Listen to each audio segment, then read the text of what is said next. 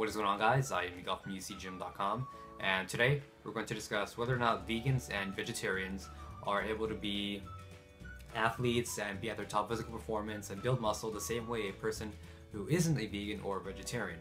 So first and foremost, a vegan and a vegetarian are two different people or individuals, and they have similar diet or lifestyle choices. So a vegetarian is a person who doesn't consume any meat or flesh, so they don't eat any chicken, fish, beef, pork, any of that. A vegan is a person who does the same thing, except they don't eat any animal products as well.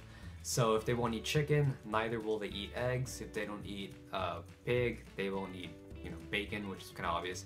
They won't drink cow milk or any other animal milk because it's an animal product, and they feel that animal products sort of torture and put these animals in pain or misery or that kind of thing. So the reason a lot of people partake in veganism and vegetarianism is more of an ethical and moral decision, and because they probably just don't like the idea of consuming those products. So to start, vegetarian protein sources are pretty small, being that they're excluding meat, which is packed with protein, like the highest protein source there is. But yeah. So I have a list of things or foods that produce or give you protein. So I have eggs. One large egg will give you 6 grams of protein. Now this includes the yolk and the egg white. If you're thinking about having a lower fat diet, you can exclude the yolk, but be aware that most of the protein is in the yolk. So you'll have to consume a lot of egg whites to compensate for the missing egg yolk. So that's about 50 grams for 6 grams of protein, which is a decent ratio. It's a lot of volume to get that protein, but it is there. So next we have cheese. American cheese, 1 cup is about 20 grams. Blue cheese about 29 grams. Monterey Jack about 28 grams per cup. All of those are per cup. But in general, I looked at a list of all cheeses: blue cheese, provolone, Parmesan. Parmesan was about 40 grams of protein per cup. That's because it's all dried and pretty much condensed. It's excluding a lot of liquid. So in general, it's about 28 grams of protein per gram of cheese. Cottage cheese, half a cup is 13 grams of protein. So it pretty much ties in. 1 cup will be 26. So it's about the 28 gram mark of each cup of cheese. So next is butter. Now butter is an animal product, depending on whether or not it's made from where you think it's made from, the cow milk. So 1 tablespoon is 0.1 grams. Not necessarily an important protein source, but nevertheless it's there, and vegans aren't able to consume it, but vegetarians can. So next you have Greek non-fat yogurt. 170 grams or 1 container is 17 grams of protein.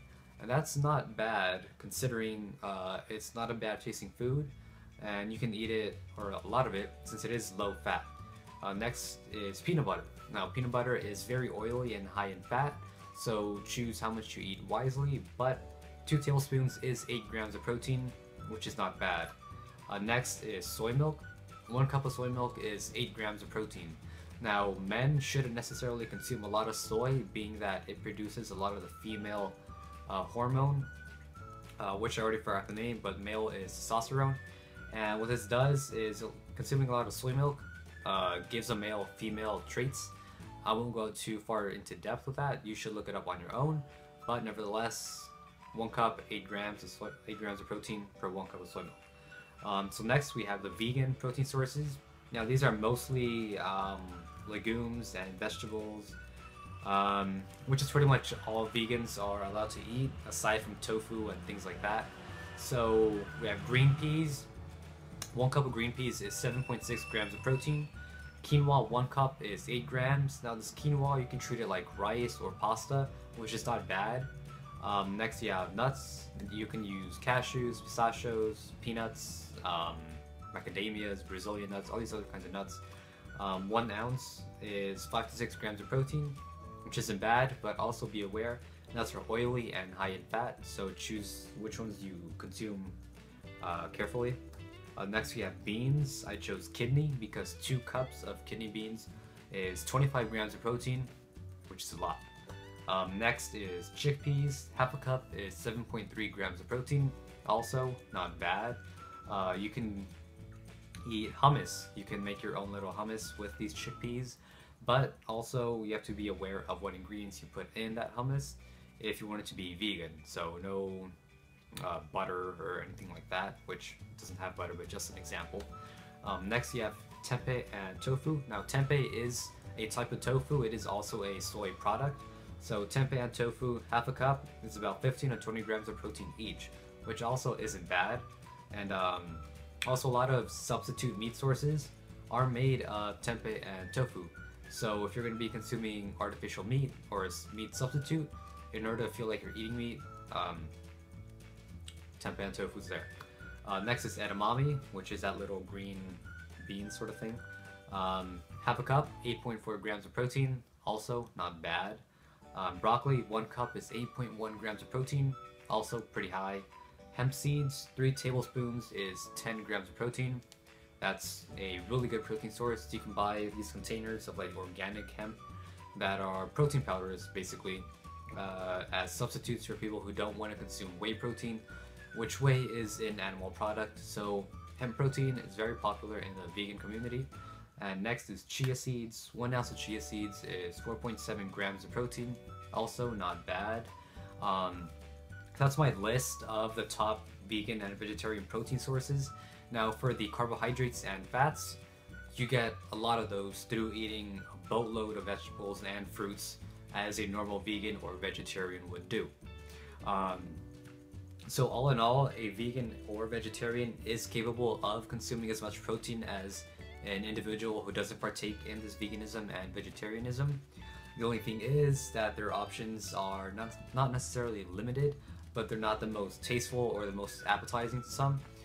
If you were to talk to a vegan or vegetarian and ask them how do they enjoy or do they like eating all these substitute meats and a whole bunch of volume through these vegetables and fruits, they don't necessarily enjoy it all the time. They will admit that their meals aren't necessarily the best tasting because there is that element missing of the fulfilling, animal fat and the meat, because humans, we're carnivores and herbivores, but we need to eat meat because it does contain a lot of the essential and non-essential amino acids in it.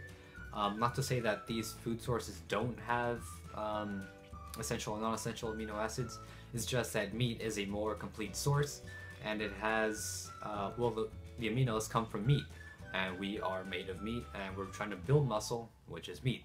So we have those aminos in common that will work together with our building of protein through hypertrophy and training and dieting and all these sorts of things.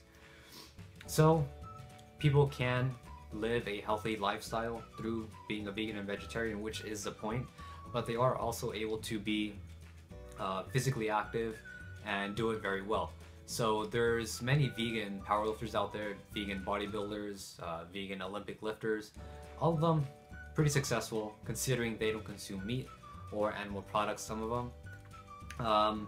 But yeah, in general, vegans, vegetarians, not a bad lifestyle choice, but it is pretty difficult to carry on because a lot of people, their meals have meat in them. We have chicken breast or chicken thigh, or we want to have a steak for dinner, or we want to have some bacon for breakfast.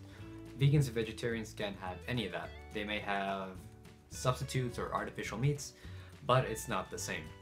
So that pretty much concludes the video. Just wanted to bring up the point that vegans and vegetarians can have the same amount of protein as we can, normal people, and we are able to live the same lifestyle physically through fitness and through dieting. And yeah, that's pretty much it. So just wanted to bring this up. If you want to see more things like this, head on over to UCGym.com and subscribe to our YouTube channel.